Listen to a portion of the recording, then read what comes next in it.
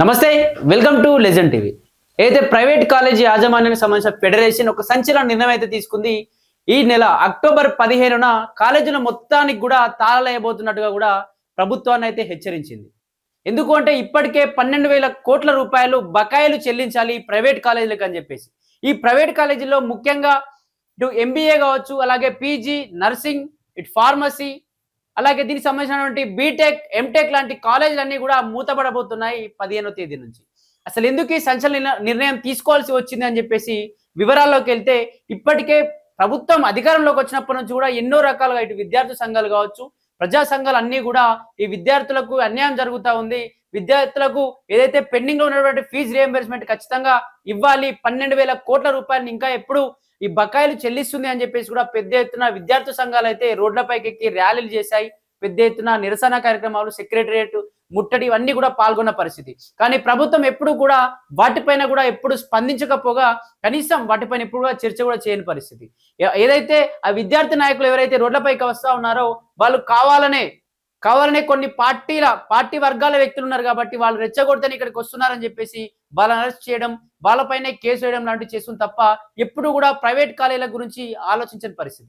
కానీ ఇక్కడ ఏం జరుగుతుందంటే, ఈ ప్రైవేట్ కాలేజీలు బంద్ చేయడం వల్ల, ఏదైతే 12,000 కోట్ల బకాయిలు చెల్లించకపోవడం వల్ల ఇక్కడ 10 లక్షల మంది విద్యార్థులపై ప్రభావం పడుతుందని చెప్పేసి, వాళ్ళ యొక్క జీవితాలు ఆగమైపోతాయి, వాళ్ళ యొక్క ఏదైతే భవితవ్యం మొత్తం ఆగమైపోతుంది అని చెప్పేసి కూడా పెద్ద ఎత్తున కూడా ఈ 15వ తేదీన బ్లాక్ డేగా ప్రకటిస్తున్నామని చెప్పేసి ఈ కాలేజీ యాజమాన్యాలు కావచ్చు, కాలేజీ సంబంధించినటువంటి ఫెడరేషన్ ఒక పెద్ద ఎత్తున సంచలన నిర్ణయం తీసుకుంది. 15వ తేదీన పెద్ద ఎత్తున రోడ్లపైకి రాబోతా ఉన్నాం. ఖచ్చితంగా అక్టోబర్ ఏదైతే దసరా లోపు 60% బకాయిలు గనుక చెల్లించకపోతే, అయితే 12,000 కోట్లలో 60% బకాయిలు చెల్లించకపోతే ఖచ్చితంగా ప్రైవేట్ కాలేజీ మొత్తాన్ని కూడా మేము మూసేసుకుంటాం, తాళాలు వేసేస్తాం, పిల్లల భవిష్యత్తు గురించి మాకు సంబంధం లేదు అంటూ కూడా ఏదైతే దీనికి సంబంధించిన ప్రైవేట్ కాలేజీ యాజమాన్యం కావచ్చు, దానికి సంబంధించినటువంటి యూనియన్స్ కూడా పెద్ద ఎత్తున అన్ని ఏకపక్షంగా సమావేశమై సెక్రటేరియట్ దగ్గర ప్రెస్ మీట్ కూడా పెట్టిన పరిస్థితి.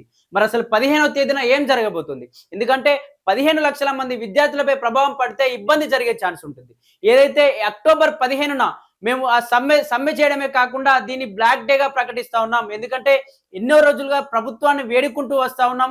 ఎప్పుడూ కూడా ప్రభుత్వాన్ని తిట్టకుండా నెమ్మదిగా చర్చిస్తూ మాట్లాడుతూ ఓపికగా ఉంటూ వస్తా ఉన్నాం. కానీ ప్రభుత్వం ఎప్పుడు కూడా మా పట్ల సానుకూలంగా స్పందించట్లేదు.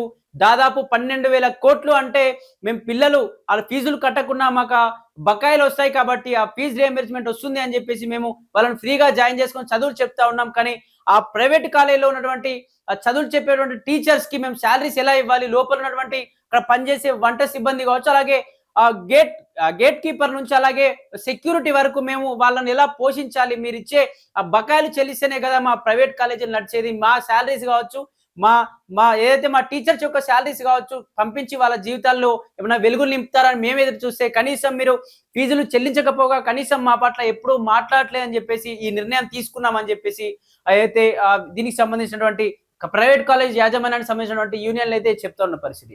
ఎందుకంటే ఇప్పటికే తెలంగాణలో ఎన్నో రకాల పండుగలు చేస్తా ఉన్నాం, ఎన్నో రకాల వేడుకలు జరుగుతూ ఉన్నాయి.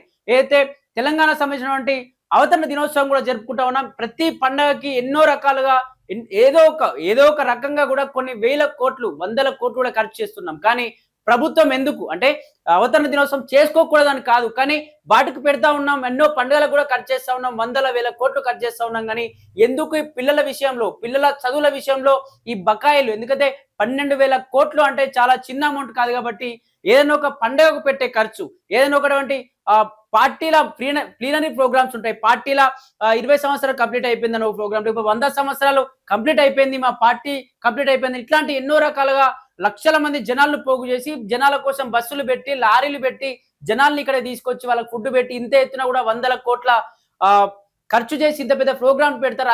అదే ఖర్చు ఈ ఫీజుల బకాయింపులకు పెడితే పిల్లల భవిష్యత్తులు బాగుంటాయి కదా. ప్రైవేట్ కాలేజీలు కూడా వాళ్ళు ఎంతో కొంత చదువు చెప్పి పిల్లల్ని కూడా పై స్థాయిలకు పంపించే ఏర్పాట్లు జరుగుతాయి కదా అని చెప్పేసి కూడా ప్రజలు కావచ్చు, అలాగే ప్రైవేట్ కాలేజీ యాజమాన్యం కావచ్చు, స్టూడెంట్స్ అయితే ఆందోళన చెందుతా ఉన్న పరిస్థితి. మరి 15వ తేదీన ఏం జరగబోతుంది? మరి ప్రభుత్వం సానుకూలంగా స్పందించే అవకాశం ఏమైనా ఉందా, లేకపోతే విద్యార్థుల యొక్క భవితవ్యం పరిస్థితి ఏంది? ఎందుకంటే 12,000 కోట్లు అంటే దాదాపు చాలా పెద్ద అమౌంటే. మళ్ళీ ఈ అమౌంట్ లో మొత్తం కూడా చెల్లించకండి, కానీ దసరా లోపు 60% మాత్రమే బకాయిలు పూర్తి చేయండి అని చెప్పేసి ప్రభుత్వాన్ని అయితే వేడుకుంటూ వస్తా ఉన్నారు.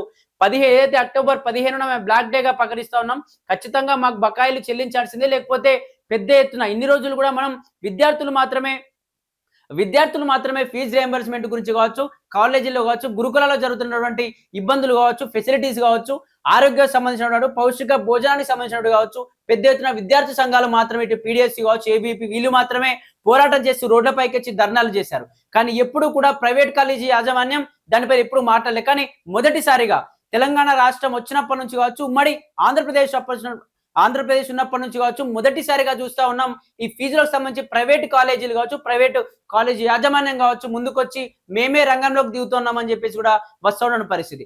మరి నిజంగా అక్టోబర్ 15వ తేదీన మరి ఏం జరిగే అవకాశం ఉంది, అసలు ఎటువంటి పరిస్థితులు ఉండబోతా ఉన్నాయని చెప్పేసి కూడా చూడాలి. ఎందుకంటే ఎంతో మంది 10 లక్షలకు పైగా కూడా దీనిపై ఆధారపడి ఉన్నారు కాబట్టి మరి అసలు ఏం జరగబోతోంది, ఏంటి ఈ పరిస్థితులు అని చెప్పేసి కూడా వేచి చూడాల్సిన అవసరం ఎంతైనా ఉంది.